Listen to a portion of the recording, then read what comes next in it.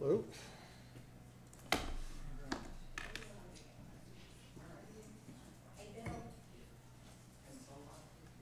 Did you do it yourself?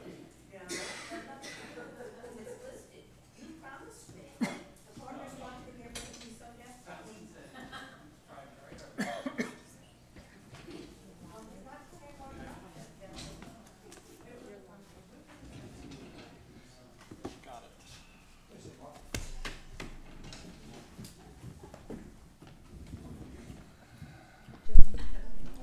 Hello?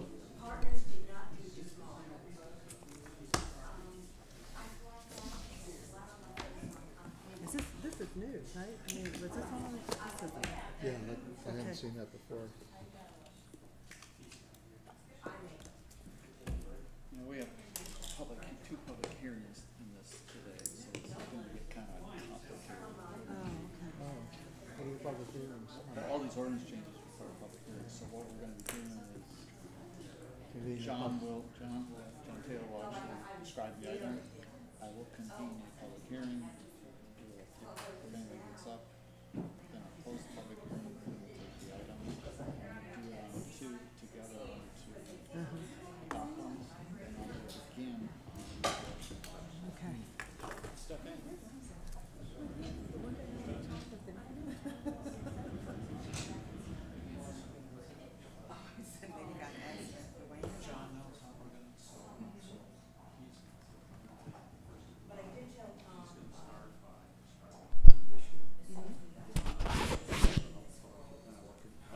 We don't need a motion. That one's on.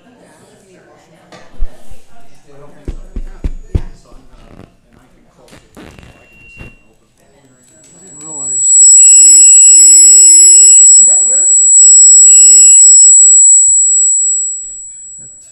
Didn't know the red light came on. Okay, so don't say anything. I don't know what's interfering with it. You buy plastic. Of the volume controls when they were in here with the Conservancy. So, You want mine on, I've turned mine off. well, How are you, man? I want to make sure that it's, just turn it on for a second. Make sure to- I can turn it off, okay.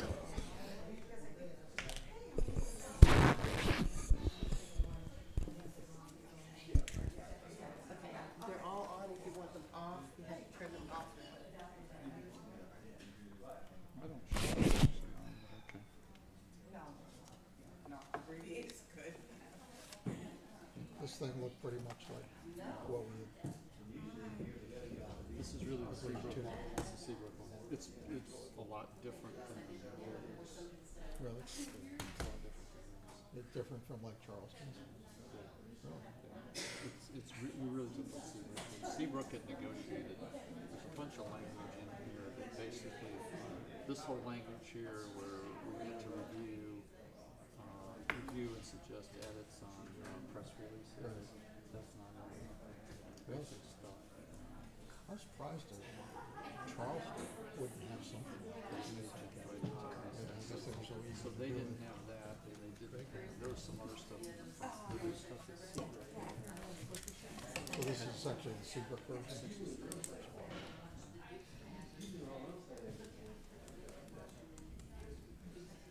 Some pretty expensive notes you got here. Yeah. Yeah.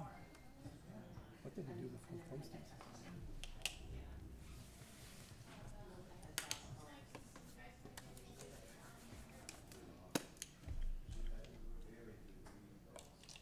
How you doing? Is Judge here? Judge Ross.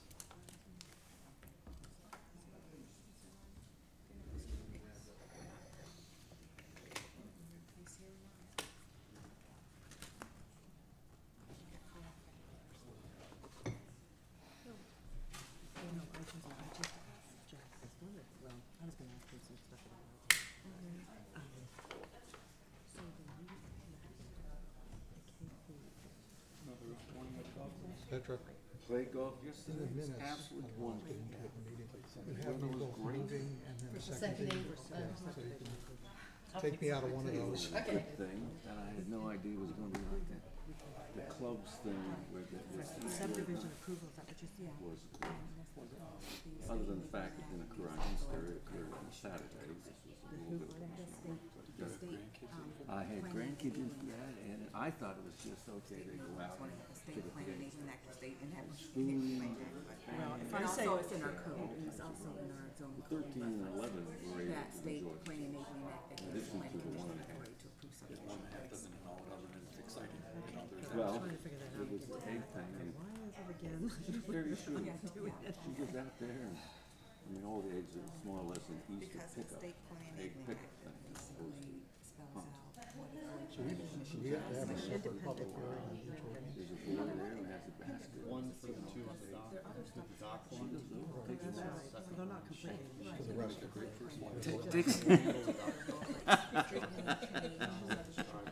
Yes, Mine might have trained her.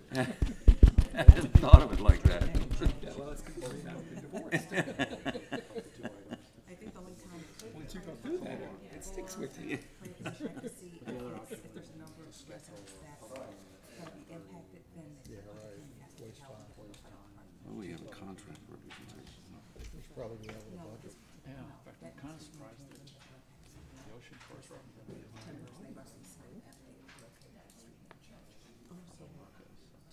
I wonder if they're aware of the planning commission meeting canceled tomorrow. Yeah, we'll mention that. Everything.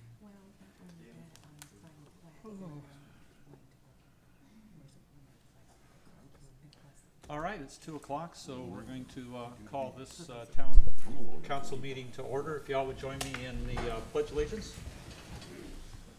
I pledge allegiance to the flag of the United States of America and to the republic for which it stands, one nation, under God, indivisible, with liberty and justice for all.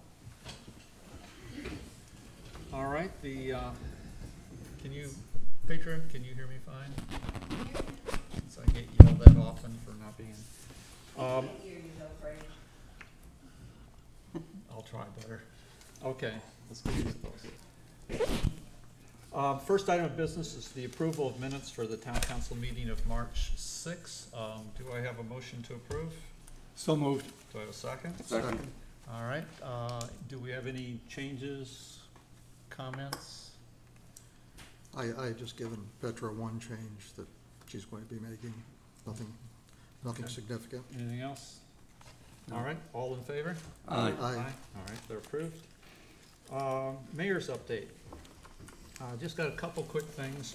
One, hopefully, everybody that was interested has gotten notice that the planning commission meeting that was normally scheduled for, tomorrow, has been canceled. And I raise that because I know that there's been a fair amount of interest in that meeting.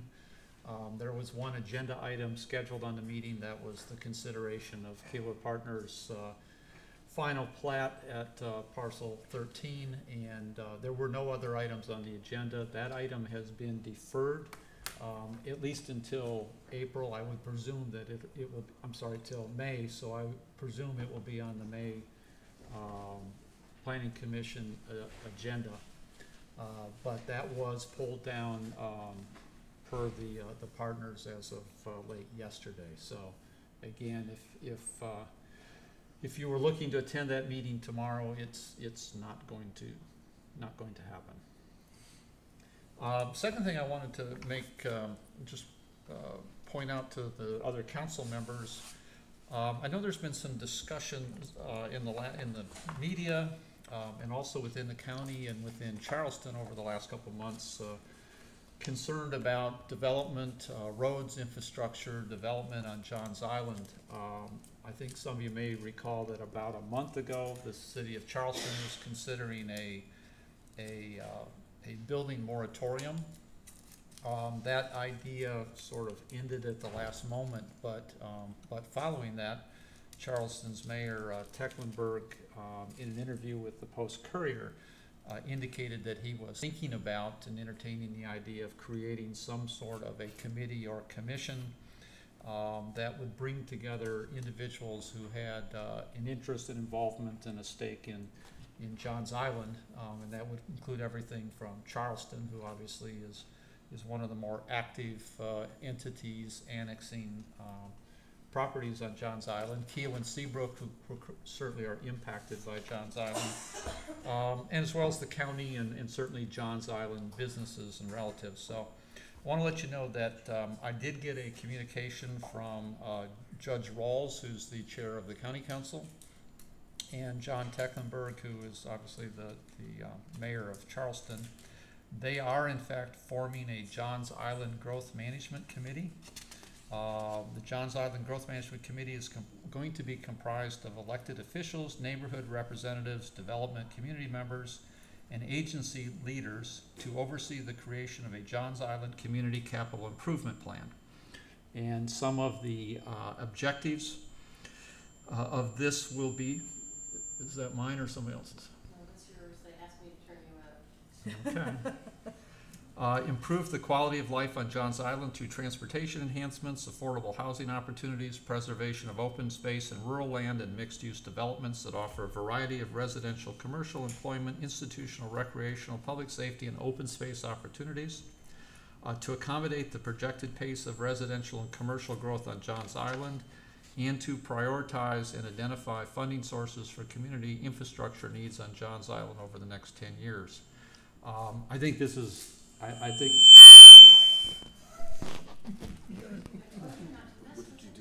We usually haven't had this problem. Okay. Anyway, I think all of us have been concerned about some of the issues affecting Johns Island. I think this this committee is long overdue and can pay some important dividends.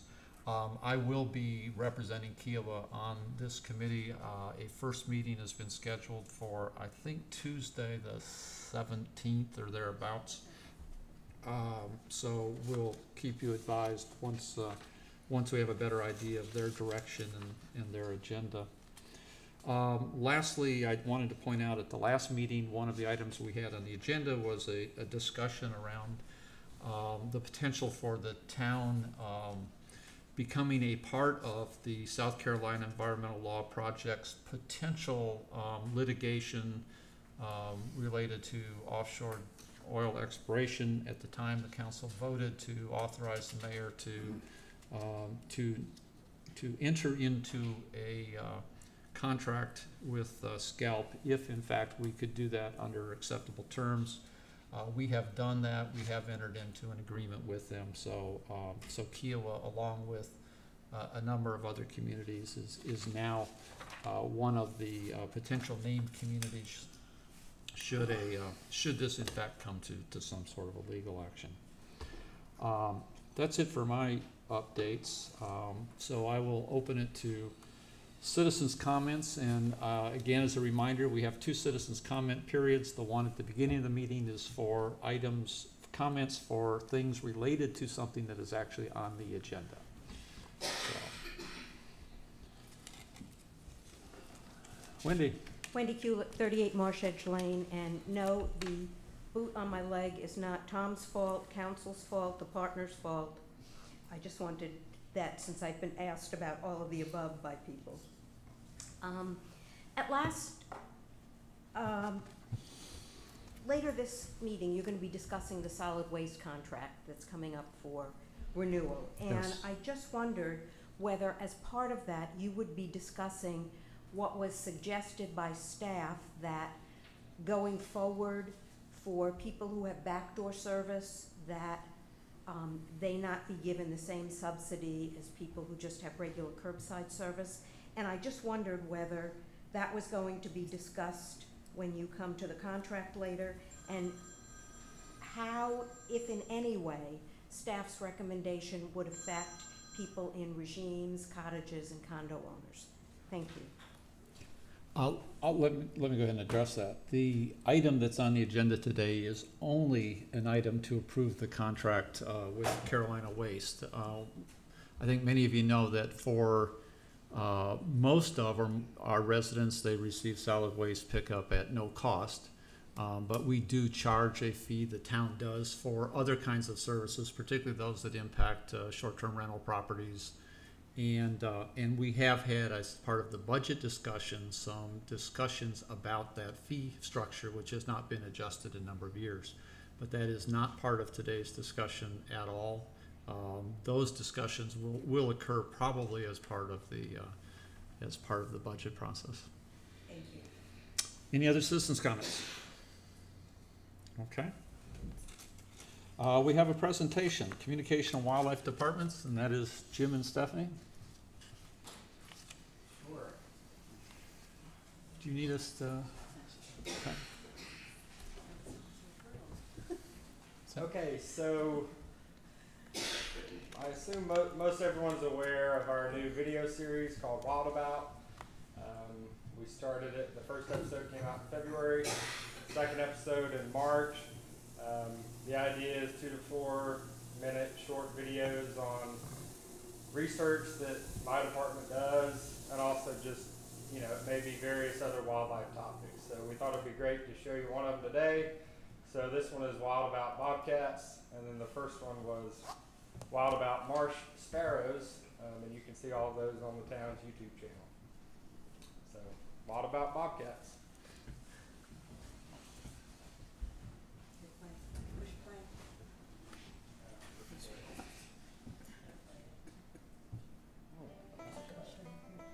Welcome to the Wild About video series. Tune in each month as our town biologists share with you elements of nature and wildlife that are vital components to our ecosystem here on Kiowa Island. Welcome to Wild About Bobcats, bringing balance to Kiowa's ecosystem. Welcome to Kiowa Island. Today we're going to be talking about bobcats. We're going to talk about the research that we do with these bobcats and why they're so important to the island. So bobcats can be found throughout all of Kiowa Island. They can be seen in backyards of homes, crossing the roads, on golf courses, but they really like to, especially during the day, you often find them on marsh edges or in the secondary dunes, patches of cover where people don't normally go into, and these animals can get in those areas and relax during the day. And of course at night, that's when they're out and about. They're hunting mostly at night, and so again, you could see them pretty much anywhere at night. We've been doing research on bobcats for more than 20 years. Our current project using GPS collars is in its 13th year and is the longest running GPS study on bobcats in the world. These collars collect a specific number of locations per day, allowing us to identify habitat use patterns during day and nighttime hours, denning sites, travel corridors, survival, dispersal, and much more. Okay, so we've got a bobcat in the trap here, and we're going to head over and put this animal to sleep so that we can take some measurements and hopefully put a collar on it. Okay, so this bobcat we've caught today, he already has a collar, and he also has a pit tag, which we've scanned, and we know that we caught this bobcat last year. We caught him in the Parkside area, and today we're out here near the Ocean Course in Ocean Park. The next step is to weigh the cat, so we're going to put him in this laundry bag to weigh him. 20 pounds, 1 ounce. So next we'll take some measurements. We'll start with the total length. So we'll measure from the head all the way down the back to the tip of the tail. Next we'll measure his right rear foot. His tail will be 16.5 centimeters. So the final step before we let this cat go is to put a new GPS collar on him. So these collars have a drop-off mechanism right on the side of the collar that we can remotely deploy. So once the battery dies on these collars, we can actually drop them off and then go out and pick them up so that they don't have to stay on the cat any longer.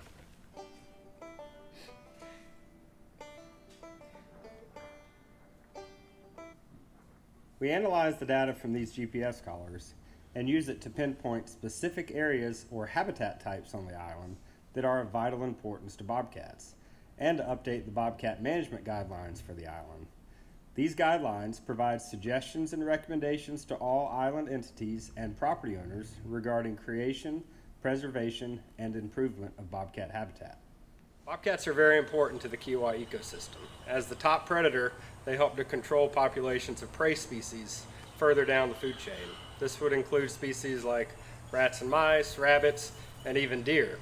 Bobcats do an exceptional job actually here at Kiowa of controlling our deer numbers, and it helps keep our ecosystem in balance.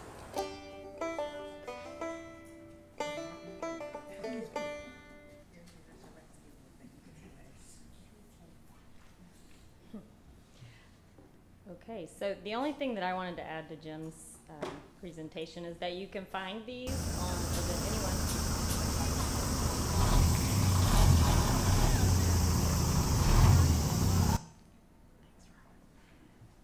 You can find them on kiowaisland.org/wildlife. There's a little call to action box about it. And just to give you some numbers, Wild About Marsh Sparrows that aired a month ago, we had 643 views on, and then Wild About Bobcats that aired 5 days ago had 724 views. Wow.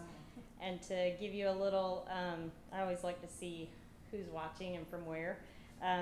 Most of it's obviously United States, but the top 6 countries was the United States, Canada, El Salvador, India, Thailand, and the United Kingdom.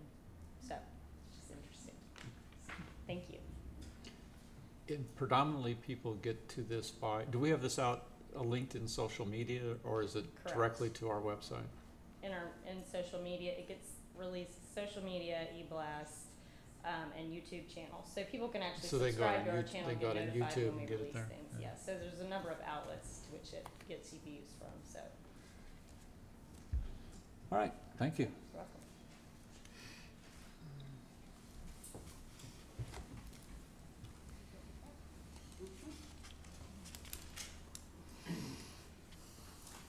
That's it.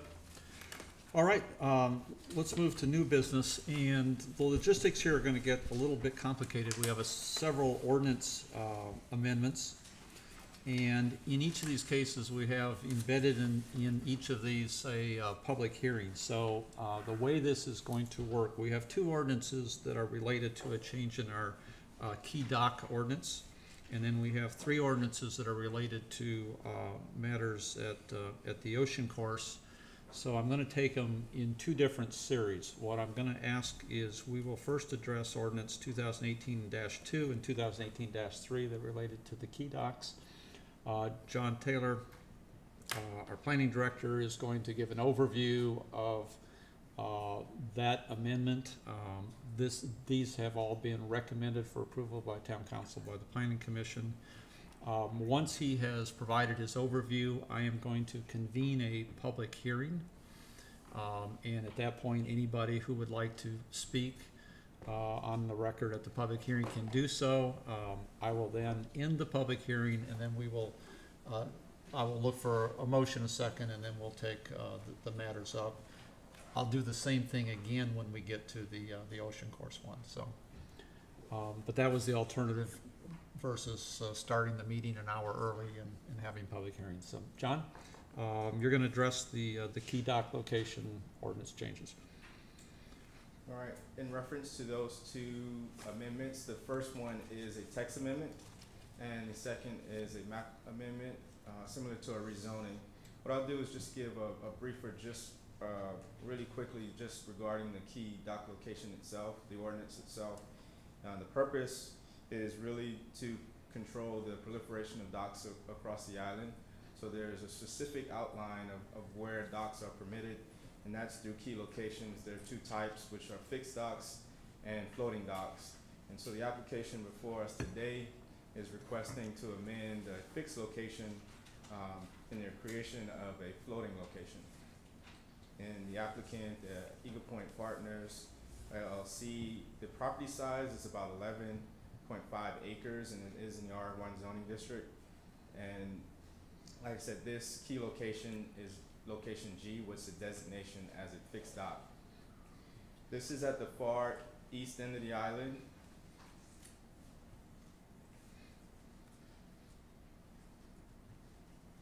So just a few images. The site is currently vacant. And so specifically for the text amendment, the request is to first create a new floating dock key location. And this would be created as designation number 36, or titled Eagle Point East. And that would authorize about 200 linear shoreline, linear feet. And that would permit or authorize one floating dock at that location. And subsequently, not the elimination of the current or existing designation G. That designation G would be modified. Currently, right now, and it's authorized at 1,100 linear feet. The proposal reduces that to 600 linear feet, and that would still allow authorized docks at those locations, but those would be to be determined, as there will still be 2 other sites or 2 other properties would be eligible for that particular key location. So I'll show you the maps that would inherently maybe give you a better understanding.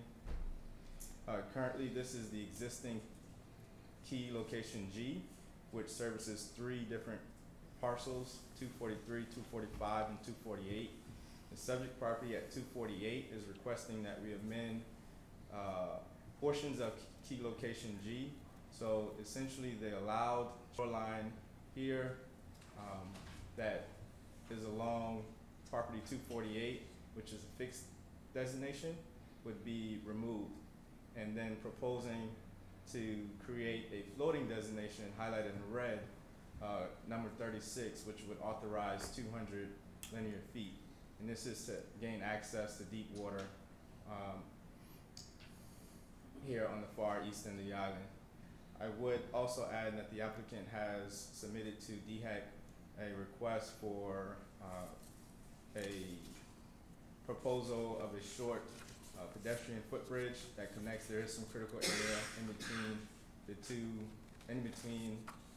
this long, I don't even know what shape to describe the parcel, but within there's some critical area here that connects 2 areas of highland. And so that's the proposal to create this designation 36, which would be new, authorizing 200 linear feet, and keeping the existing key location G as fixed docks, but only 2 properties would be able to be eligible for a dock at that location.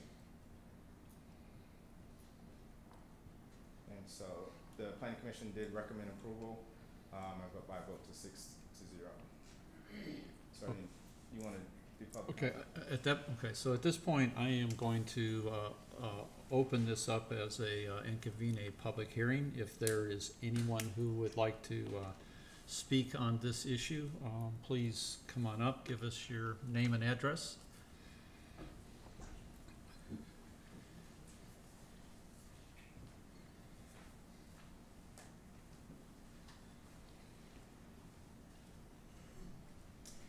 Mr. Mayor, council members, I'm Ray Pantlick. I'm not wearing my Kiowa Partners hat today. I was representing Eagle Point Partners in this rezoning request. Ms. Connie Nineholm is the owner of the property. She's the president of Eagle Point Partners and made the trip today to go through the proceedings. John did a great presentation on the particulars of this application.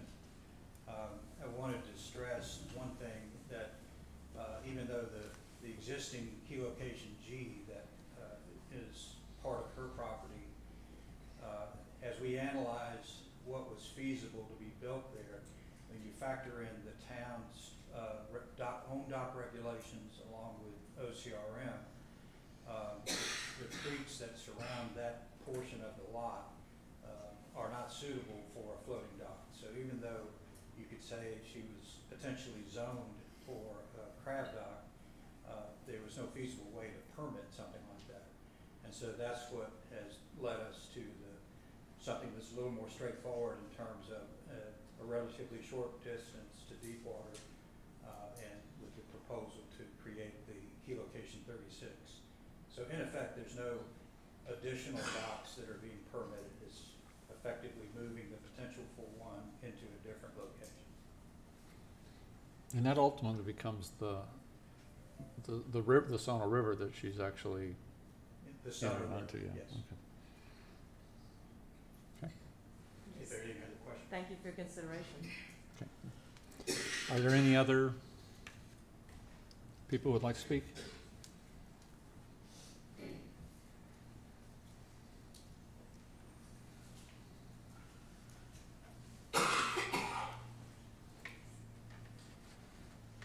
Mr. Mayor and Council, you know that I've long had a very strong interest in the dock ordinance and the dock situations. Did not have an opportunity to ask questions during the presentation. At least I didn't think I did, but I would like to ask a couple of questions. One is, obviously if it was not feasible to build a fixed dock at G, what you're doing is creating this 200 feet out closer to the water. Because it was not clear to me why you merely did not move that, keep that as a fixed dock rather than as a floating dock. I have no objection to the floating dock per se, but that logic wasn't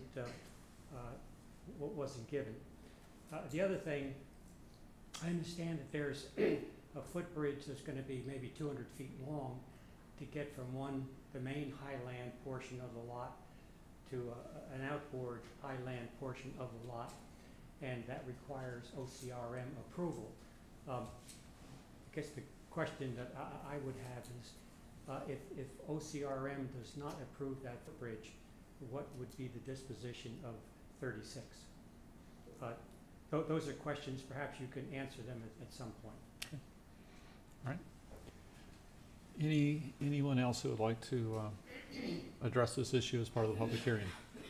All right, with that then I will close the public hearing, and what I would ask for so that we can then have discussion with the town council, do I have a motion to approve ordinance, and I'm going to take these one at a time, ordinance 2018-02?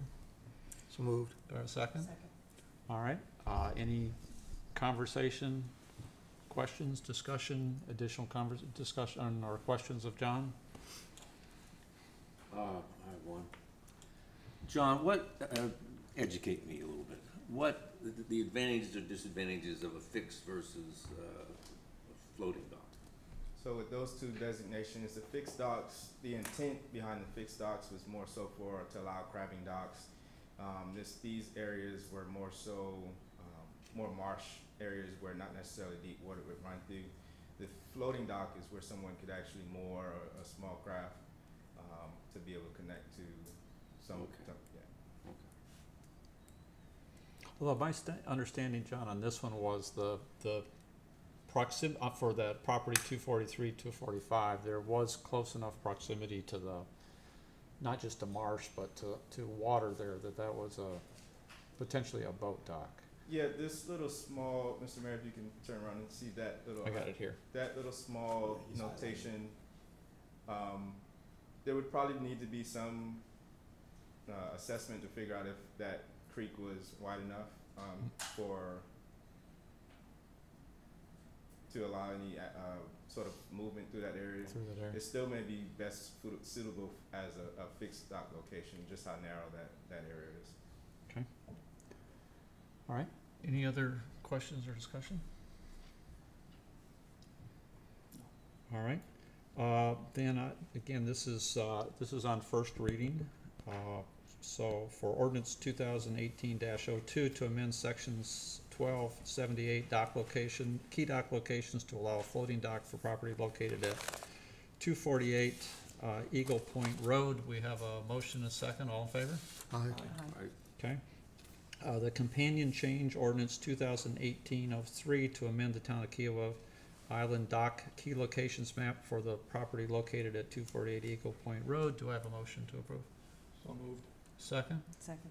Any further discussion? All in favor? Aye. Aye. Okay. All right. Then we will move to 3 ordinances that all relate again to a change in destination of property at the ocean course.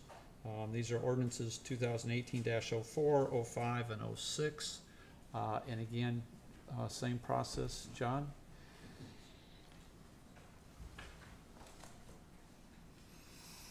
So before you are 3 separate applications. The first being a comprehensive plan amendment application, a text amendment application, and a map rezoning or map amendment. And this is all in accordance with the ocean course. the applicant, the Ocean Course Golf Club. Mr. Kumar has been a representative for this project or application, and the subject parcel is about 28, a little better than 28 acres. It is zoned in Parks and Recreation zoning district.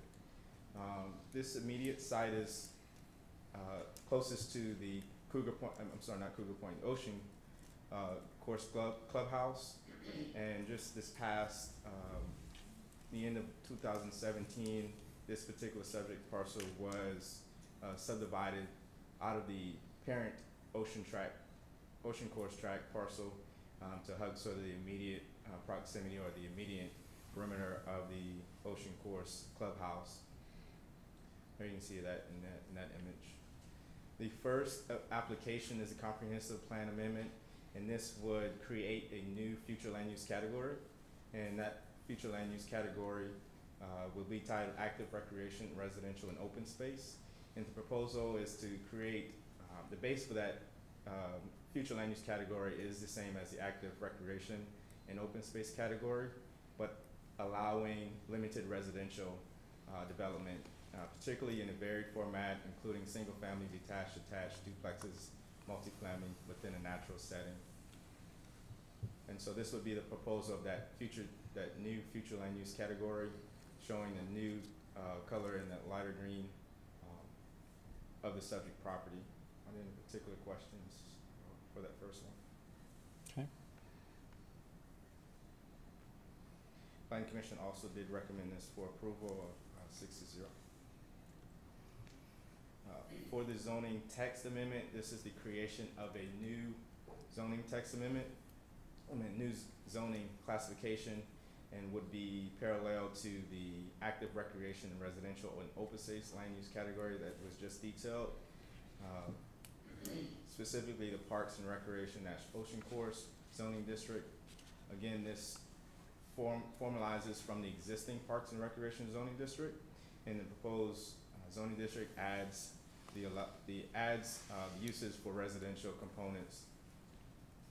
Specifically, this adds specific zoning district standards around density, and these have been highlighted within the development agreement, and so the zoning text amendment here would sort of parallel what's have been crafted within the development agreement, specifically allowing a maximum residential density of no more than 1 dwelling unit per 1 acre, and then not allowing no more than 26 units total within that area. And up to 6 units may be attached and to be integrated with the non-residential buildings. That is one of the final standards that's allowed within the zoning district. And so again, this comes from the base of the Parks and Recreation zoning district, so none of the setbacks or minimum height, maximum height, or other lot standards would change outside of what's been presented regarding the density.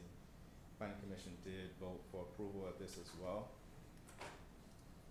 And the final component, which would be a rezoning of that same parcel, which changes, which takes the proposed text that was just created, the Parks and Rec Ocean Course, and applies it to this specific parcel. So that creation of the proposed new zoning district would apply to this particular piece or this particular parcel perimeter just around outside the Ocean Course Clubhouse. And Planning Commission also recommended approval for this particular request. All right, John, thank you. And so with that, again, we are on first hearing and they require a public hearing. So at this point, I'm going to open the public hearing for ordinances 2018-4, 5, and 6. Is there anyone who would like to speak? Former mayor again.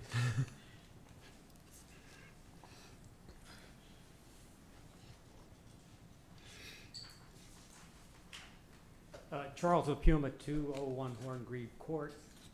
Again, I have a great deal of interest in planning and zoning.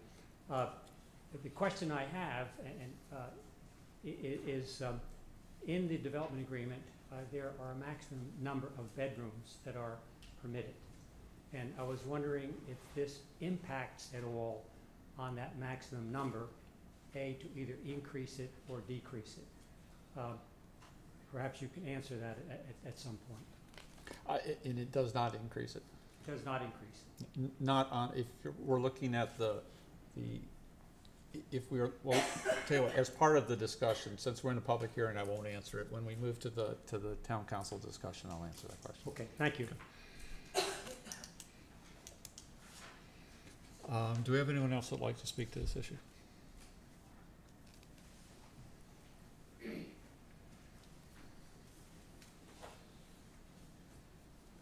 Mr. Mayor and members of council, my name is Mark Primar. I'm here as the representative along with Roger Warren for the applicant for the three related proposed amendments.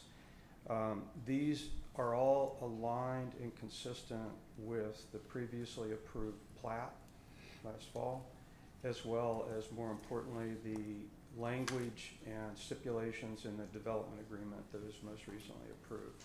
What this does is codify with very exacting terms of alignment with all of that, whereas an earlier development agreement, I am the proud author of a handwritten sketch that aligned this area, and what this does is eliminate that organic nature of a bespoke sketch to math and science along with that. I can comment on the question that Charlie LaPuma raised at the other session, but the short answer is the bedroom count limitations are specific to the two resort village areas in terms of alignment with the residential patterns there. All other residential patterns have to meet other standards related to that. Okay. Thank you. Anyone else who would like to speak? All right, then with that, I will close the public hearing, and I would ask for a motion to approve ordinance 2018-04 to create a new future land use category, active recreation, residential, and open space, and to change the existing future land use designation for the property located at 1000 Ocean Course Drive. Do I have a motion? So moved. Do I have a second? Second. Any conversation, discussion, questions? And again, I think we all realize this, and for those of you listening to this conversation, this was originally part of a package of changes that involved not just the Ocean Course, but the new inn at West Beach, the new conference center. So there was obviously a lot of conversation both within the town council last spring when this was considered.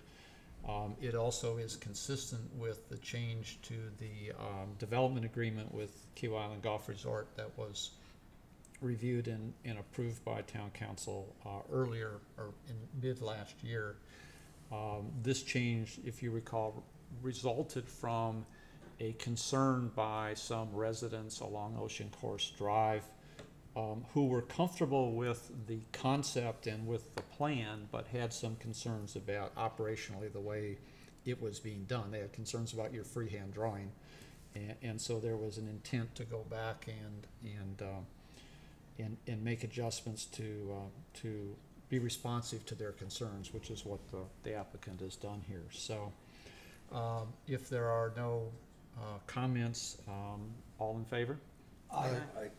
All right, and again, then I will ask for a motion to approve ordinance, again on first reading, ordinance 2018-5 to create a new zoning district, PROC Parks and Recreation Ocean Course. Do I have a motion to approve? So moved. Second? Second. Any conversation? Questions? All in favor? Aye. And finally, I'll look for a motion to approve ordinance 2018-06 to rezone the property located at 1000 Ocean Course Drive from the Parks and Recreation PR zoning district to Parks and Recreation Ocean Course PR-OZ zoning district. Do I have a motion to approve? So moved. Second.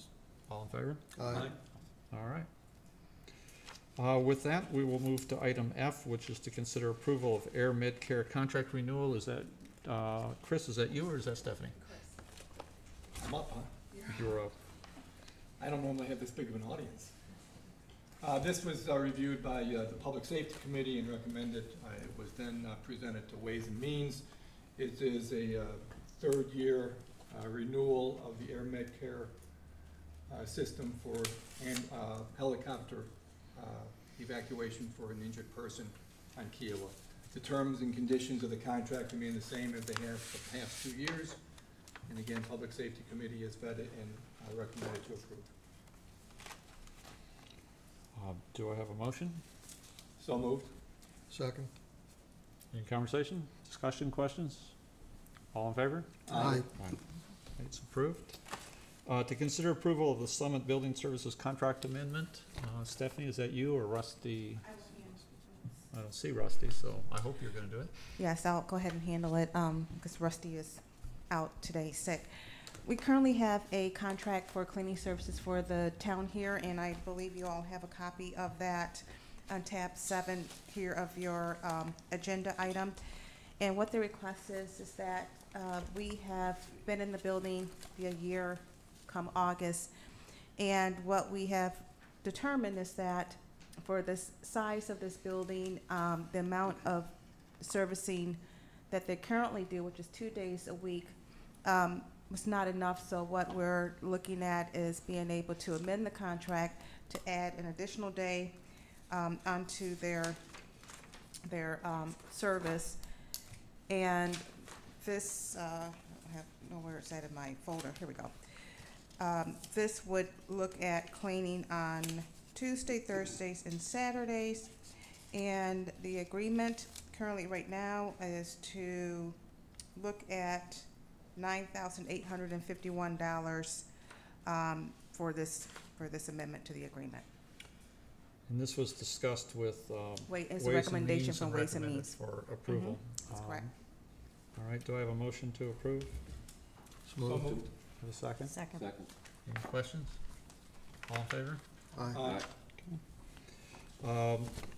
Item H, to consider approval of the proposal from Carolina Waste for solid waste services. And again, this was reviewed by Ways and Means and recommended for approval. That's correct. We went out, the contract currently that we have is with Carolina Waste Services. That contract is due to expire, so we went out with an RFP. We have received 2 proposals, as you can see, one again from Carolina Waste Services and one from Republic Service.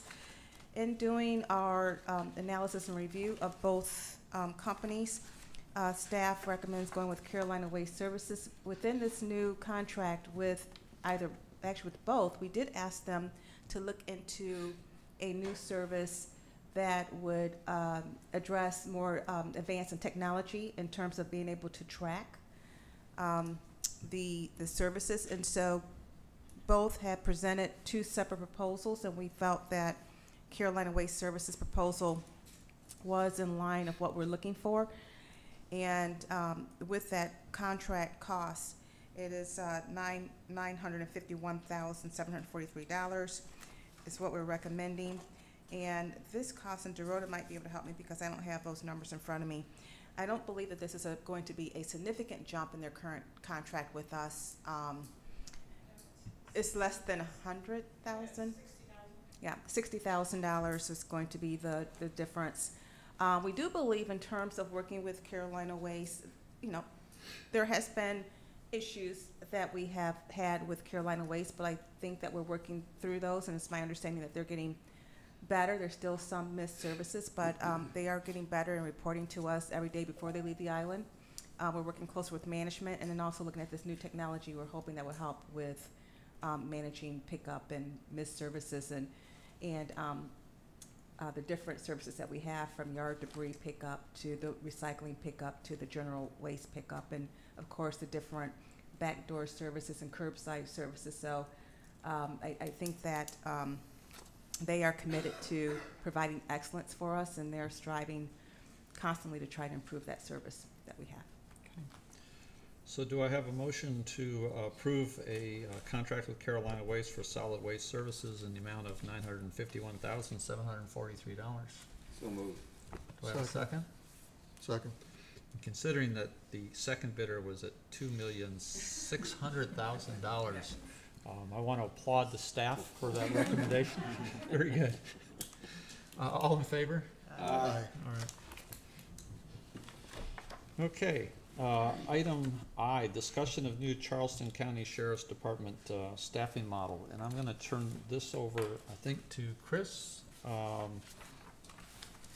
And the only introduction I wanna make is that, this is an issue that the Public Safety Committee, and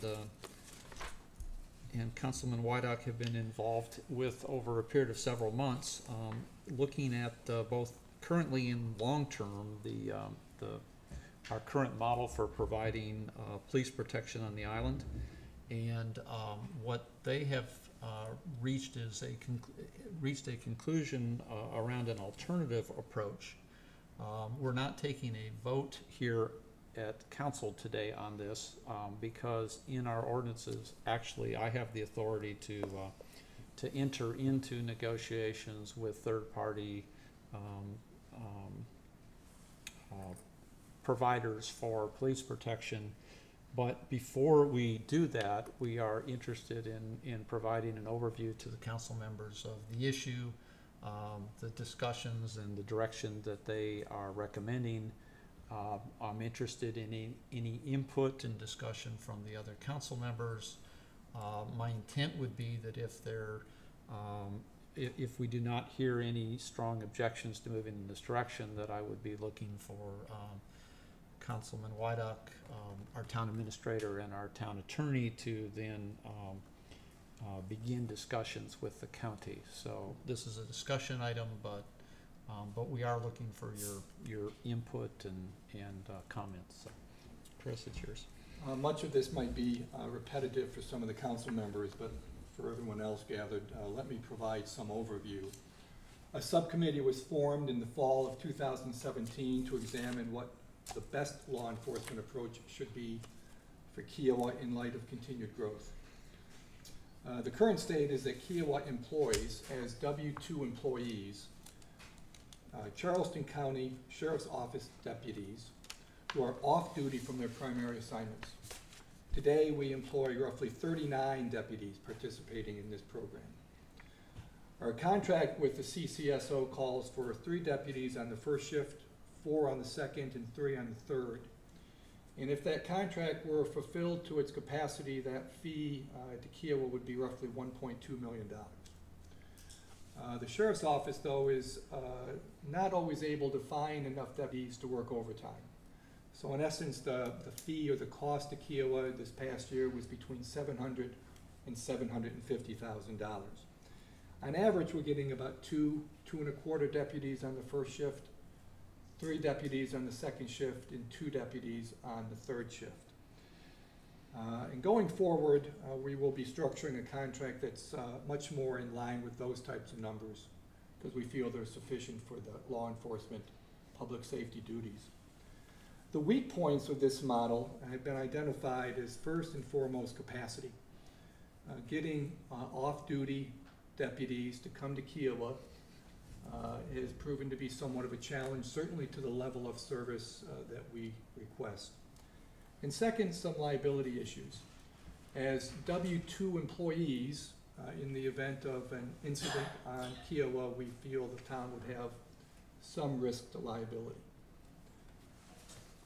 The subcommittee looked at a number of surrounding communities, including Folly Beach, Isle of Palm, and Hilton Head, and concluded in talking to each of those, the best approach would be to have the CCSO provide full-time deputy officers for Kiowa employed by the CCSO, but contracted with Kiowa Island. So we would ask the Sheriff's Office to employ additional deputies and to assign them to Kiowa full-time. The subcommittee has met on 2 occasions with the Sheriff's Office, and additional conversations have taken place, and at this point, the subcommittee has recommended to the Public Safety Committee, who is also supportive, to have Kiowa Island spend the next 2 years transitioning to this model into a full-time CCSO staffed approach. The benefits have been assumed to be a full-time assigned Kiowa Island deputies will better know the community, get to know the residents and the businesses. Town of Kiowa Island will no longer pay the deputies under a W-2 reducing potential liability, and the ability to grow the force if needed in the event of increased need and eliminating the capacity question we have today. Each new hire will carry an approximate $85,000 one-time startup cost. And then thereafter, their annual cost, as of now, of course, inflation will take hold at some point, will be $85,000 a year. That's about a $10,000 premium to the current approach. The subcommittee has recommended that we hire 4 deputies this year for fiscal year 19, which starts July 1st. And then an additional 4 deputies in fiscal year 20. That brings us to 8 full-time deputies, and these deputies would be working 12-hour shifts. So this gives you 7 days, 24-hour-a-day coverage of at least 2 officers at any given time. PSC, Public Safety, has questioned the CCSO representative, and they have recommended approval of this. With that, I would open it up to any discussion anybody has. Comments, questions? Well, I was just going to say, I think the advantage of having policemen here that get to know the community and are known by the businessmen and also the people in the community, I think is a huge advantage. Other than having 39 different people show up and you don't recognize them, you don't know who they are. But, you know, we'll have the advantage of getting to know the people that actually work out here. And I think they'll be more concerned about our community also because they'll feel a part of it. So I think it's positive. Chris, what will the delta be in the first, our first budget year? The first year cost would be 1.2 million. The second year cost, about 1.1, if I recall. 1.1 the second year, and then it'll tail off to being back into that $700,000 to $750,000 range. So ultimately, we wouldn't be looking at a huge differential in cost. You've got a 2-year upfront Right. startup cost, and then once you go beyond that, it's the delta is really pretty small. Mm-hmm. But there is a increase in cost. Right. And I think Yeah, that's, clearly. I think that's, you know, the thing we have to consider is that, the cost of this program is probably more in line with what we would have been paying if we were always staffed at the level that we were contracting for. It is gonna be more expensive, but, you know, from my estimation, I mean, I think we get some benefits for that. I mean, the problem that we have today is we don't have reliability around how many officers are out on our street. We tell our citizens that we have 3 officers or 4 officers, but we can't even guarantee that they are there. Whereas under this model, I mean, we're like a police precinct. I mean, you know, we have officers that show up and this is their location and they work here permanently. So, I mean, I do think there is a benefit, and if we ever needed to, you know, I think one of the conclusions of the subgroup is, even though I don't think our police requirements are gonna grow significantly as we build out, if they did, this model's as stretched as far as it can go. I mean, they cannot find any more part-time deputies, so. No, Dorota actually did a study or a report for us, and there have been times that we have no police protection on the island, and that's typically on the 3rd shift. There are other times we have 1 policeman on the island. So there are some concerns with capacity. Yeah, and this will alleviate that. And also, I Sure. like the fact that they're not W-2 employees also. Yeah. I think that's a huge advantage to us. I do too. One thing, and part of that initial upfront cost is the fact that we, the town, are paying to essentially outfit them with cars. Car, guns, training, uniforms, the whole thing. It's a rather detailed, itemized list they gave us. And if I understand, Chris, one of the advantages is they will be in marked cars. Because one of the comments I get the most is people say, well, the town keeps telling us that we have police officers, but I don't ever see them. And the reason they don't see them is most of them are running around in the tinted glass, unmarked cars. Black Chargers. Yeah, and so in essence, we're paying, and if you believe that part of the value of police officers is the impact of their presence, I don't think we get that benefit today. No. And these would be, in fact, we would be purchasing cars as part of that upfront cost. So they would be in marked cars. So we would no longer have any further pension or benefit liability? Not it- directly, but Not indirectly, directly. indirectly. You're, Yeah, you're that's- obviously paying for it in a burden number to the Yeah. sheriff's office, but not directly to us. Okay. Now, the only exception to that is on special events, busier weekends like a Memorial Day or a Labor Day, you may have to supplement with an occasional deputy, as we do now on special events. So does this also mean there will be, once this goes completely into effect, then whatever Charleston County was providing in terms of police protection that they were supposed to provide, all that just goes away? There's none of that left? Yeah, that's an interesting discussion that we hope to have with them still, because we should be getting some level of base protection. So that goes into the financial negotiation that's still to come. We have talked about basic numbers to the sheriff's office. Certainly the concept is well accepted, but there's still a financial Right. negotiation Okay. that will take place. And this does require county council approval, right? It does. If and when it's approved by us, it will go to county council. They will have the final approval. And once I think we're a little bit further down the road than we are before this meeting, you'll end up reaching out to them and briefing them. So the intent, I believe at this point would be to have the attorney, our town administrator, and our council member to attempt to negotiate a actual contract. That contract would then come back to Ways and Means for consideration. That would be an opportunity then, I think, to Really get into, you'll see real numbers in terms of cost. You'll see the impact of any headway we can make with the county in indicating that we should get some consideration for the tax money we already pay, although I'm not betting a lot on that. and then it would come back for Ways and Means review. Yes. Okay. All right, then we'll move forward on that basis. Next item we have is a similar conversation, discussion of the building permit process. And again, I think this is you and Chris. And the only introduction again I will have on that is one of the concerns that I think has been important to most of the council members on this town council is a concern or a desire to ensure that the town's processes and policies encourage, certainly at best encourage our residents to be able to invest in their homes, in at least not discourage them. And I know there's been a lot of discussion in the community even as of late about the impact and cost of building permits, business licenses, ARB permits, KICA fees. And the town has, over the last year, been looking seriously at different opportunities that it has to simplify its processes, reduce costs, and most recently, the town administrator, our building services group, and Councilman Wydock have been involved in looking at our business permit process. And Chris, if you could give an update to the council on Sure. our direction there.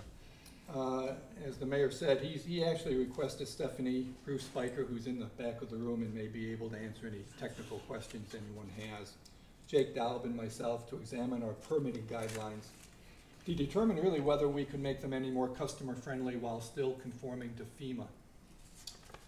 A very strict reading of FEMA guidelines imply that a town, whether it's Kiowa or any other town, needs to track improvements done to homes in order to know when certain thresholds of improvement have been done. The best example of that is something called substantial improvement. So an owner who spends about 50% or at least 50% of his home's value in improvements is all of a sudden required to bring that property into compliance with all current building codes. And from FEMA's perspective, it's logical because such a policy reduces their exposure to flood claims in the long run. Now, we've gone through those regulations and we've reviewed how other communities in the region have interpreted those regulations. And we believe a more liberal interpretation is allowed. And certainly Charleston County, Mount Pleasant, and others have been models in how we choose to interpret the FEMA regulations. So where we are landing is trying to run some numbers to determine whether we can change the dollar threshold for permits. Currently it's at $1,000. We certainly think there is an opportunity to move that number up, or whether there's an opportunity to eliminate permits for all trade permits, such as when you paint the inside of your home, or you put carpeting in your house, or you wallpaper your bathroom. Those are called trade permits. What we would not be touching is anything that requires an inspection. So inspections are required for anything with plumbing, propane gas, electrical, anything structural, anything mechanical. We're not touching any of those. Those require a permit or a permit and an inspection, and we would leave those alone. But for items that don't require an inspection, primarily for safety reasons, we are considering doing away with, or certainly changing the $1,000 threshold. Such a recommendation would result in lost revenue. The numbers are not as easily obtained as we would have liked to have been through the computer reports. The reports are requiring some manual manipulation. There is a potential of raising some fee structures on the higher end to recoup some of those dollars. But what we want to communicate to council today is whether or not you're comfortable with the potential loss of revenue. And I'm not even sure I have a great range to give you. Do you have any range? The original ranges are anywhere from $30,000 to $130,000. But we think both ranges are false. So that's why I said we're trying to run numbers down, and Jake's really doing some work to make sure what the numbers really are. So I don't want to get too tied into a specific figure. So we wanted some guidance from the council as to whether or not you're willing to sacrifice some revenue, and whether the council has any interest in reviewing a fee structure that may raise revenue on the high end. What do you mean on the high end? What Well, are you today, talking if you were to get a building permit for something at $500,000, Oh, you would really be charged high. 0.375 of 1%. If you were to raise that to 0.4, you would raise some revenue. And in fact, most of the permits that are revenue generating, significant revenue, are in the $300,000 range and higher. Mhm. The permits that are $2,000 or $3,000 Really bring them- are 30% of the permits raising 4% of the revenue. And so there's just wonderful opportunity to make this thing much simpler. Do you think that we will see any decrease from the trade to our property owners when we don't require a permit? Well, John provided a wonderful answer on IKEA, where we know there are contractors charging permit fees when they're not even When at the they're not, threshold when they're not being today. charged them, yeah.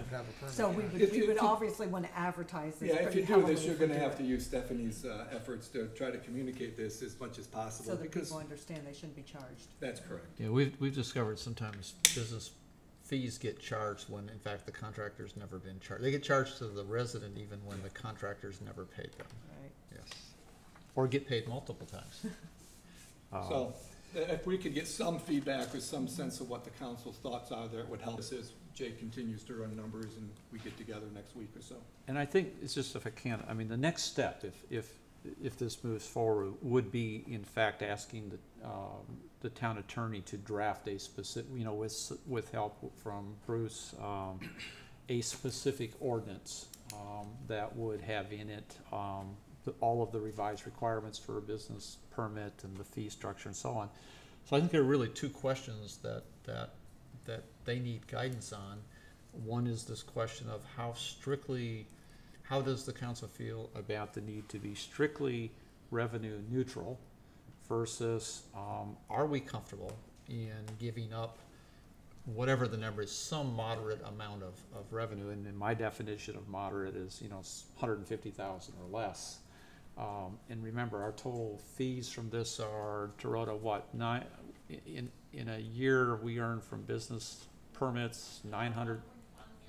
Yeah, so, you know, so we're talking. How much? I didn't hear. 1.1. Okay. So the one question is, should they be approaching this in a strictly revenue neutral approach, or or do they have the latitude to look at this in a manner where there may be some reduction in the fees? And the second question is, as they look at the kinds of things that they no longer require permits for, I've used this term in an earlier conversation, how incremental do we want to be versus how bold do we want to be? You know, often entities make small conservative movements. I frankly, from my own perspective, think we have a council today who would like, who this has been an issue. We do think it's a concern for residents. And I personally would like us to, you know, consider taking the opportunity for being a little more open and making substantial changes, but I think they need some feedback on how to approach this. Would this also reduce the need for maybe a part-time, you know, we've talked before about the increased number of permits needed and all that. Would it reduce the workload also within the town enough that it would? Absolutely. Okay, so it would have a substantial. And we've asked the question of Bruce and his folks, and the answer, at least the first answer, is the turnaround on some of these proposals gets to be much quicker, because they're no longer doing the high volume of low value permits.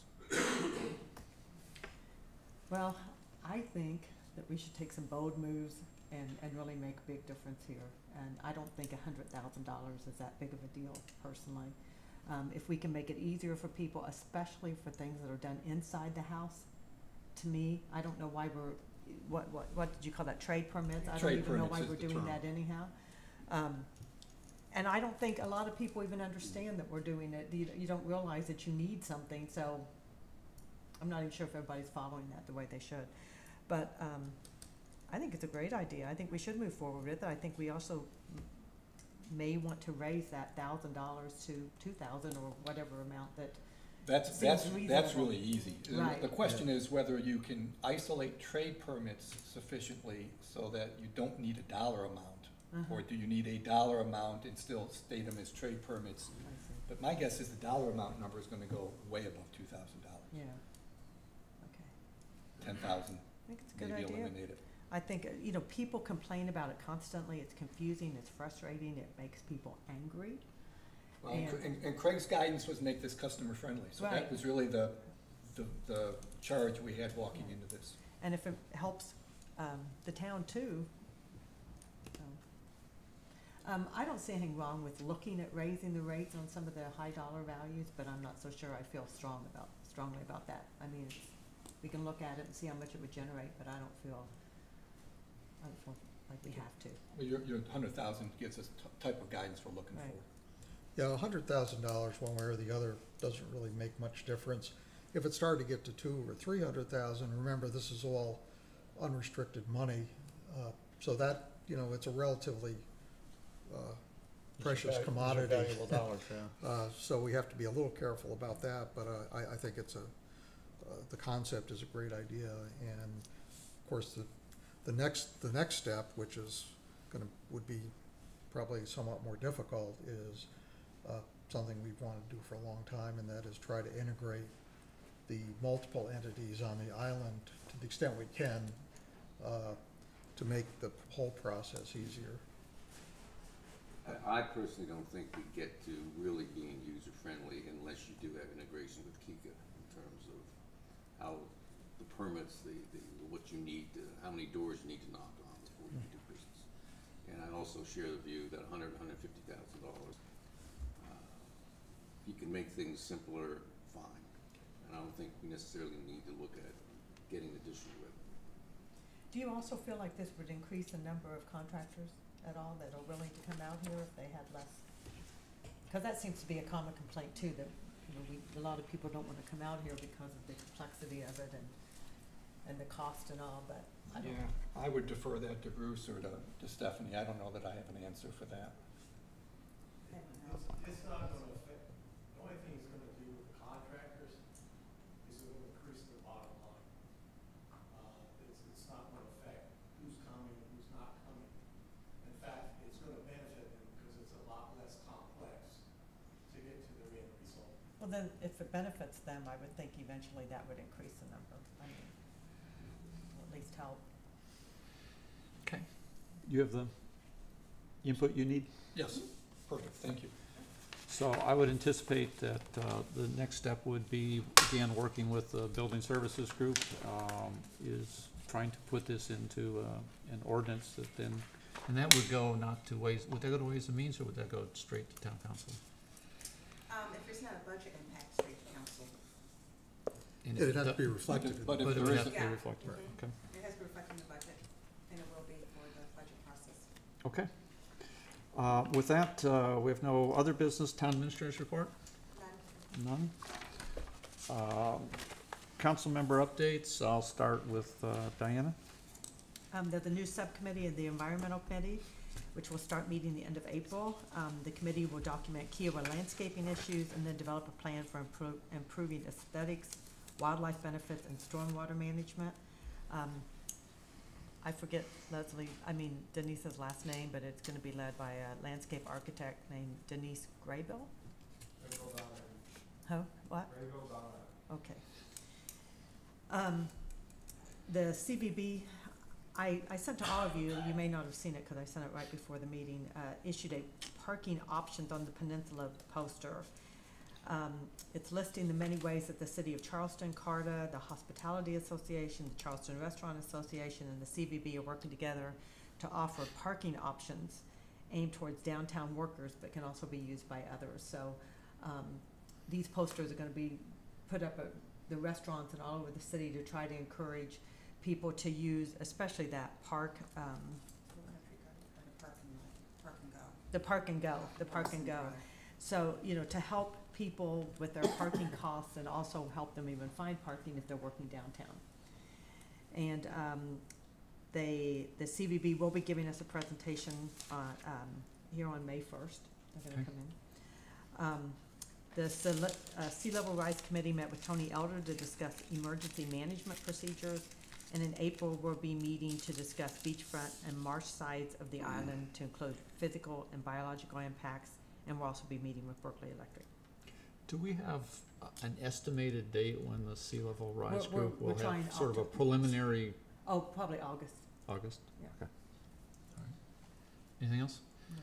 John? Yeah, the budget process is moving along.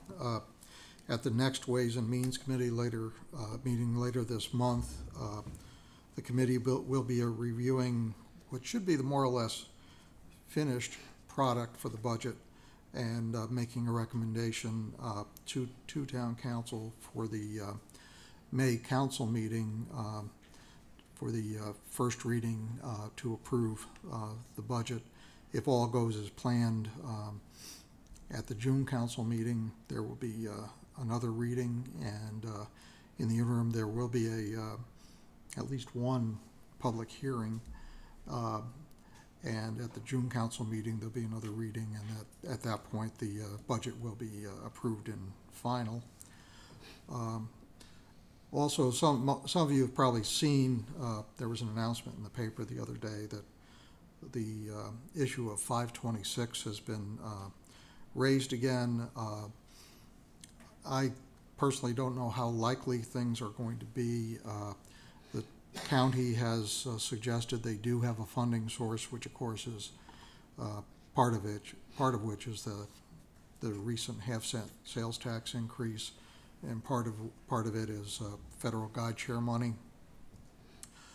But the real wild card is the State Infrastructure Bank, who they have not been particularly interested in spending any money in Charleston County when they can pave some fields out in Florence. So we'll see where that goes. In any event, even if it does go through, between the permits and the usual environmental lawsuits and the like, I wouldn't expect to see 526 completed anytime in the next 8 to 10 years anyway. So, but it's apparently still alive, so we'll stay tuned. And that's all I have. Chris? I have nothing else. Jack? I've got no committee updates, but I do have a general comment. And that is, I think at the last council meeting, we had a brief discussion as to going forward with respect to going against the former auditors on the embezzlement issue. Yes. And I guess I would either ask you, Mayor, or Dwayne, do we have an update on that? Yes. Look at Dwayne, because I don't have an answer. Yes, based on the authorization of last council meeting, I was able to receive and review some information from the auditor that we need to set forth the parameters of a demand letter. And that can go out as soon as this week. I would like the auditors to review, make sure that all the information is correct so far as what the previous CPA should have done. But we do have that information, and we would be able to send that out as soon as this week. So as soon as we get a response, I'll let Stephanie and council know as well. Okay. And we have, on the related case, which is the indictments against our 2 former employees, have we received any new information on those issues? No new information from the U.S. Attorney. Jack, you have anything else? Nothing else. And I just have, as an update, one thing I want to raise. There have been some discussions within the different town council members over the past year relating to long-term the best way, or at least other alternatives to manage our arts and cultural programs. And one of the concerns we have is that over the last few years, I mean, certainly in the last 5 or 6 years, the arts program has become a very successful and very significant endeavor. We have a large and very active arts council that we rely on. We have 2 staff members who devote significant amounts of time supporting the arts council, and we've traditionally and still have a council member who has what is nearly a full-time role liaisoning with the Arts Council.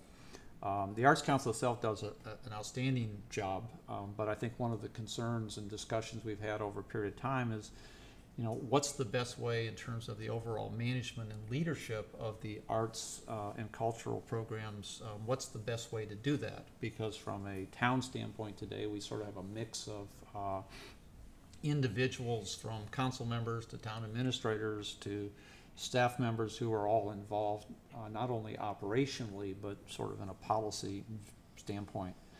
So one of the ideas that has been floated early, actually last year, and our town attorney has done some work on, is whether there were any possible advantages to us forming a nonprofit foundation type approach, essentially a separate town-controlled entity that would be formed to be the umbrella mechanism that oversees our arts and cultural programs. We've done some work in that respect. There are some reasons to think that that might be, from a long-term standpoint, might be an attractive way to move forward. What it would essentially involve is the town forming a nonprofit entity, if possible qualifying as a, I always get my letters mixed, but as a 501c3. If we operated like that, the town would still control it. It would be the control all of the director positions and therefore be managing it. It would have no impact on the Arts Council itself. We would still be reliant, as we are today, fully on the skills and energy and value that the Arts Council brings to us. So I want to bring the council members up to speed that we have been doing some work in that respect. There are some reasons to think that this might be an attractive way to move forward. I'm going to meet with the Arts Council members on Thursday to, again, give them an overview and get some input and discuss what we're thinking about. What I mainly want them to make them understand is that this is not an alternative to their role and involvement. If we did go forward, we would bring this obviously back to town council for a discussion and a recommendation. What would be involved would be a requirement that we form essentially a nonprofit corporation within South Carolina.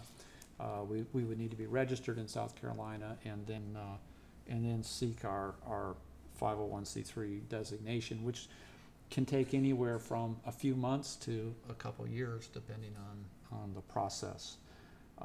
So we'll we'll keep you up to speed on that, but I am gonna address it with the Arts Council, so I wanna make sure that, I assume, Craig, if we did do that, we could still fund it using restricted funds. yes.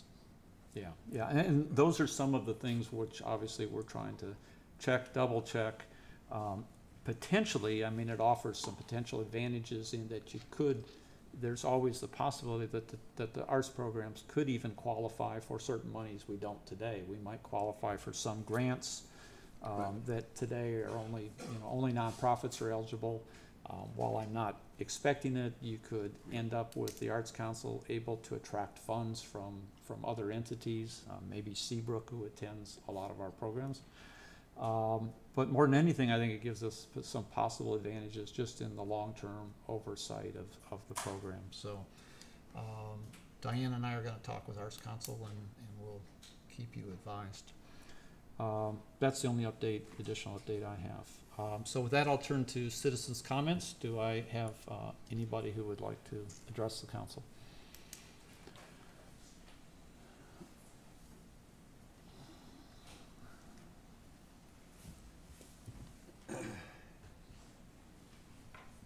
I've got a few short things, one of which is following up on not just the Arts Council, but the charitable contributions that the town supports, which I think is wonderful. And I wanted to thank council again for supporting Sea Island Habitat's programs. Women Build is coming up next week, and this year it's even more exciting for those of us on Kiowa who are participating, in that the recipient of this year's house is a Kika employee. He and his 4-year-old son will be moving in. So it really brings it home for us. And there are many people who, for a variety of reasons and time constraints, cannot participate in Women Build, but you can always make contributions. And so especially because this is one of our own who's going to be benefiting from the program, anybody who would like to make a contribution that specifically be applied to Women Build, because the house itself costs somewhere in the neighborhood of $65,000 to build. So any contributions that anyone would want to make be made to Sea Island Habitat for Humanity, and in the memo line indicate that you want it to go to this year's Women Build house. Okay, thank you. Given my current limited mobility, what I would like to do is ask probably Stephanie and Rusty, and I'm not sure who else, to look into some sort of possibility. I don't know if it would be putting a bell on this door out here, because like today, Tom dropped me off, because if I can drive, but if I drove and parked my car, it would be a huge distance to walk to get to the front door, come through the front door, and then come down here. And I don't think there's any way to put any sort of either handicapped, or like a lot of the supermarkets have special spaces set aside for veterans and people who are temporarily physically disabled. But anything that the town can do to look at some way to make it easier for somebody with limited mobility to get in and out of the building, I think would be helpful. I did want to ask whether you had any follow-up, Craig, to whether council would be reinstituting the meetings that had been held in previous years with previous councils, where the mayor and mayor pro tem, or the mayor and his or her designee, would meet with the chair and vice chair of the Kika board. And the last thing was that it was reported that the delay in the review of the final plat that includes Duneside Road, that the delay before the Planning Commission was due to the need to complete a traffic study. And that confused me, because I thought a traffic study had already been completed.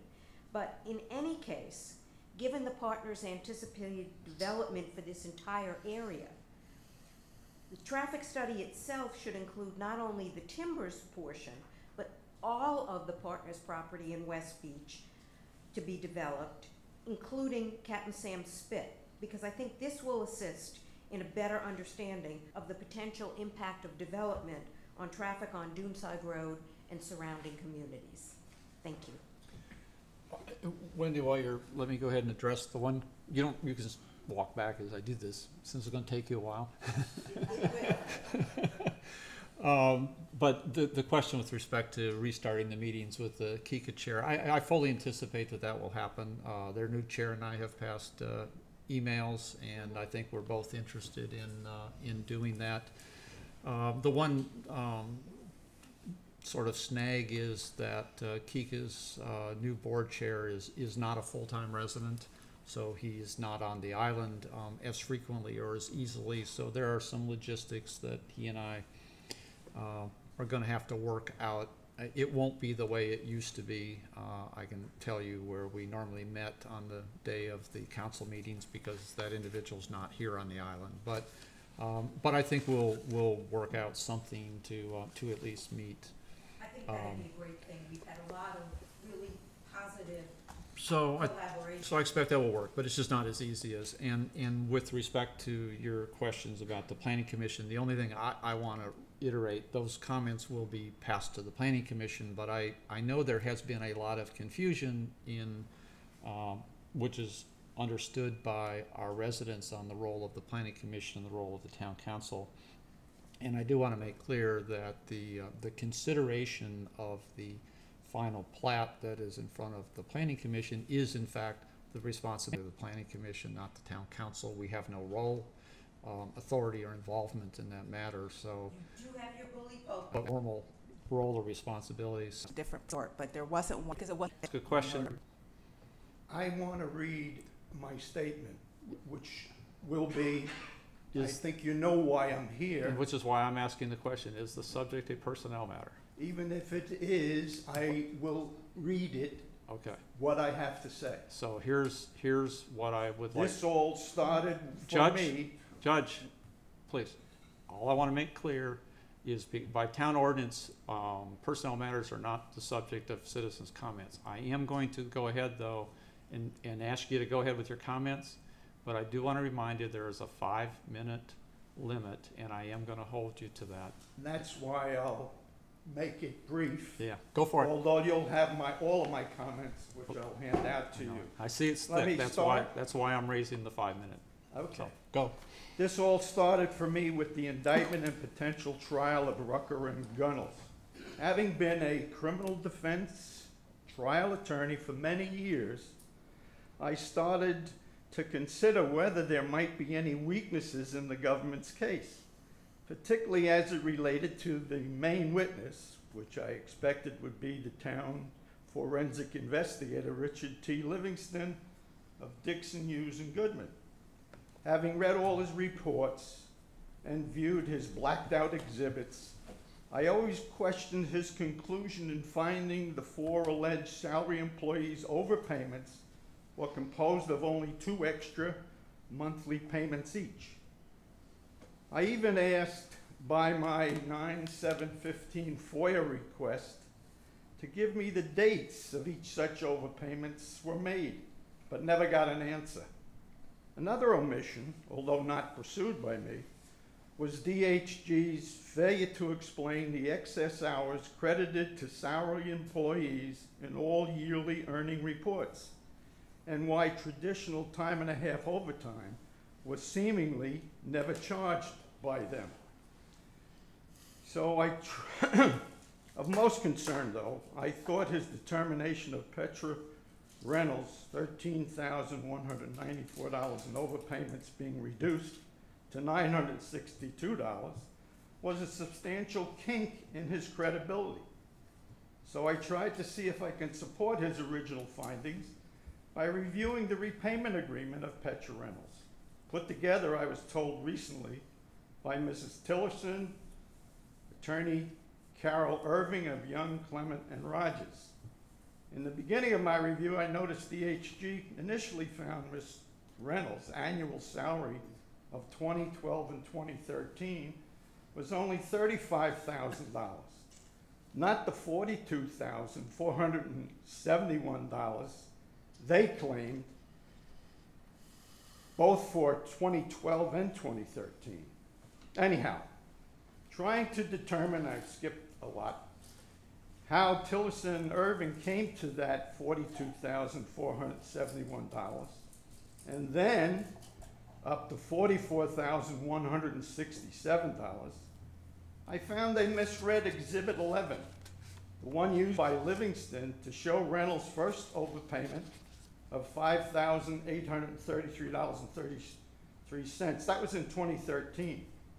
Although Livingston was correct for the first 2 years, then he somehow went astray, finding her base salary of 2014 at $44,164. I have exhibits here you can look at, with the second 2 monthly overpayments of $7,360, and a 2015 salary at $49,040.04, giving her a doubtful 11% merit increase of $4,000 some odd dollars, actually close to $5,000. And that between, or basically 20 and 14, that was 2014 and 2015, that was the raise. But no overpayments for 2015. When calculating his findings, Reynolds, for a 2-year raise of $14,040, or a 2-year percent merit increase of 40.11%. Ridiculous.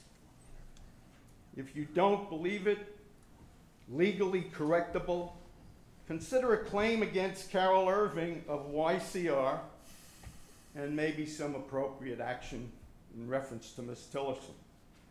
Other issues with Ms. Tillerson I've included in here, and basically you can look at it, and you're having an executive meeting.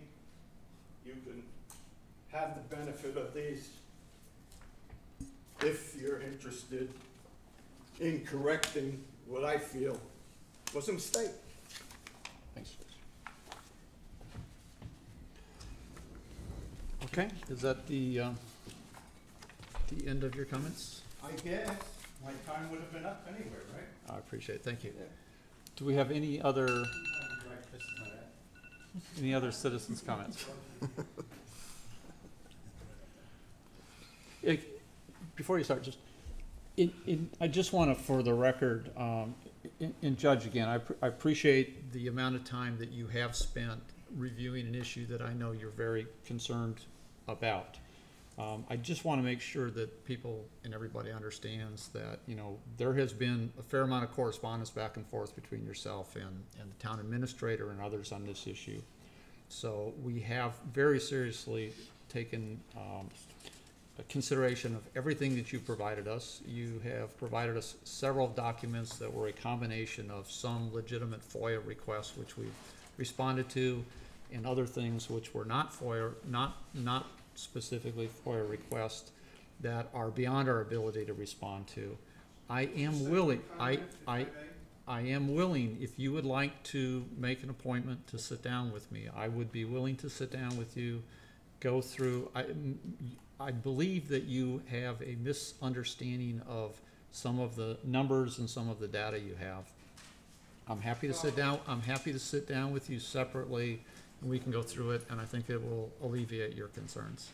Before I sent out, I just want to comment on one thing. Before I sent out the so-called Easter cover-up, I attempted to try to get you to respond. I didn't want to necessarily make this public, and I was hoping I could assist in correcting what I felt was a mistake. So, But anyhow, so give me a call and we'll have coffee and we can go through this. Well, I appreciate it if you still want to hear me. All right. Good afternoon. My name is Dee Wardle. I live at 130 Turnberry, and I've come here to talk to the council today about the house that is directly across the street from me, which is 122 Turnberry. It was condemned over a year ago, and I just brought you some pictures because they're worth 1,000 words, and this is what I see when I pull out of my driveway every day.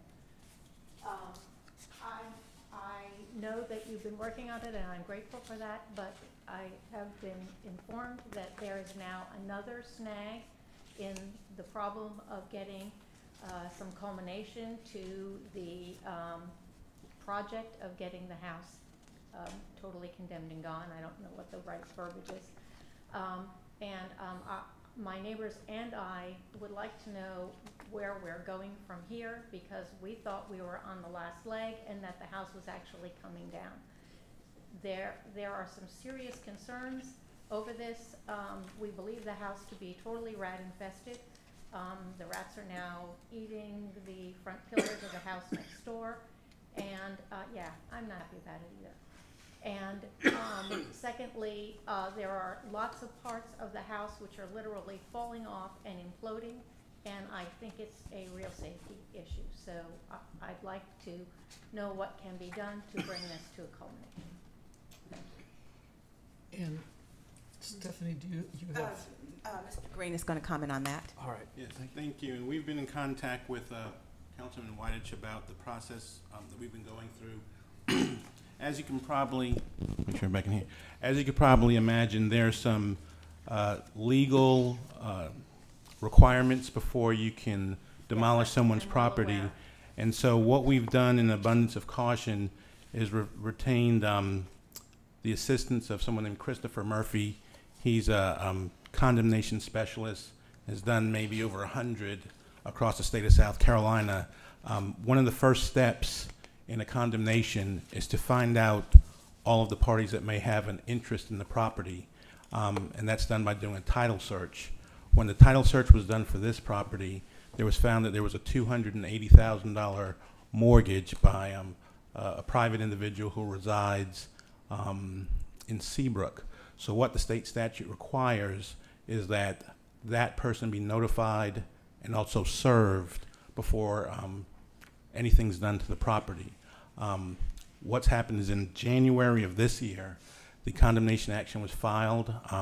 If you go to courtplus.org, you can search it by index name or by the property. There was an amended pleading that was also filed in March. 30 days are required, and this is after the location of the title search on the mortgage holder. And so 30 days are required after both parties are served for them to answer. That actually runs this week. I think it's April 5th is when the mortgage holder also has a right to respond. So after that happens, we can initiate what's known as a summary judgment motion if both parties are in default. And that usually takes about 60 to 90 days to get that motion heard. As you can understand, the last thing that we want to have happen is if any of these steps are either short-circuited or jumped, then either the mortgagor or the property owner can sue the town of Kiowa for improper conversion of property, and the town would be liable for the cost of damages. So we're making an abundance of caution not to have that happen. But what we could do, to the extent it's helpful for residents, is through Councilman Whitich or through the proper contact person, is to update neighbors on what the status is of the statutory process. But we are following that to the letter. It is moving forward at the point that it's supposed to, and it's a slow process, but what's anticipated is if there's no response by either the property owner who's been non-responsive throughout the whole process or the mortgage holder, that we should be able to have some closure by the end of the summer, no later than the beginning of the fall at the latest, and that's if we get everything going on. And that's, I can forward you and anyone else who would like to see just a copy of the statute, just so you all can. I understand the legal ramifications, but what you don't understand is the condition of the house. And if that's going to be the case, then there are some serious issues in my neighborhood that need to be addressed before that happens. And I don't know how that happens, or who I can talk to, or what, but it's really gone on for 5 years now. This did not happen in January. This has been going on between Kika and the town and myself and several other of my neighbors who have really pushed to make this happen for 5 years. I understand it's a long process. I think we have been way more than patient, and I don't know where to go from here, so I need some. Could we suggest setting up I guess, a meeting between you and maybe any other interested property owners, our town administrator and our attorney, so we can actually sit down and understand? Would that be doable? Yes. And then we can understand exactly. I think you should come out and look at it. I've been, If any of you would like to live across the I have come and I have looked at the property. I know Chris has. I don't know if anyone else. Yeah, I've been over there. I would hope that we could at least do something, maybe to help with the rodent problem. It's dangerous. The house itself is also very dangerous, in my opinion. I don't know We have if a lot we of can. people who come and go. We are closer to the beach. I mean, The summer maybe coming put on. something around that they It's would not a do. good situation. I mean, maybe hire someone to try to. Well, Dee, when you said some things that your neighbors would take care of, what are you talking about, rats? Is that the primary issue you've got right now? Well, my primary issue is with the lady next door is rats, and you saw the garage there. I haven't been in there. It appears to me that even though I've asked an email with Bruce and with Chris, that somebody come and look at it, that's never happened. Well, why don't I suggest this, because since Jimmy Bailey's here too, why don't I suggest that the town administrator will reach out, try to set something up that includes Kika's livability individual, the appropriate folks from the town, and you and whatever of your neighbors who would like to be involved. And why don't you all sit down and we can get some specifics about what the issues are and what's possible. The one thing I do want to assure, because I've been out to look at the property too, and it clearly needs to go. To my knowledge, the town's only ever been involved once before in a condemnation, and in that case, the property owner, this was just a few years ago, and the property owner themselves stepped up and then tore the property down before we had to do it. So let us get together and. No, I know that's not gonna happen in this case. I emailed him way before anybody else got involved. Yeah. All right. Stephanie will reach out to you and we'll set something up, okay? And Jimmy, I imagine you'd get Ed Monaghan's to sit in? Okay. All right. Any other citizens' comments? Wow, we're busy today. Jimmy Bailey, I guess I'll use 23 Beachwalker as my address. I wasn't, I had planned to comment on the building permit discussion, but also on this issue. I think, Craig, when you were chair of KICA and I was first hired, we talked about the lack of teeth in KICA's enforcement mechanisms, and for years talked about whether or not we could pass a covenant change so that hopefully situations would never get to this point. And I'm glad that covenant change did just pass, and we'll be rolling that out in the next few months. I do thank, I don't see him in here anymore, Bruce, about a year ago when we had, I believe our file had 80 letters to that property owner for many, many years. Bruce did step in to lend the town's assistance with the beginnings of a condemnation process. I really just wanted to comment and say on the record that whatever role KICA can play in this effort to be more customer friendly with the process of people coming to do work on Kiowa, we would like to play a role in that. I have to believe that some aspect of that can be assisted with technology improvements, either at KICA, at the town, at the ARB, all of us, I'm not sure. But I do think that's an important issue, and lend whatever support we can provide in those discussions, because I think it's an important issue.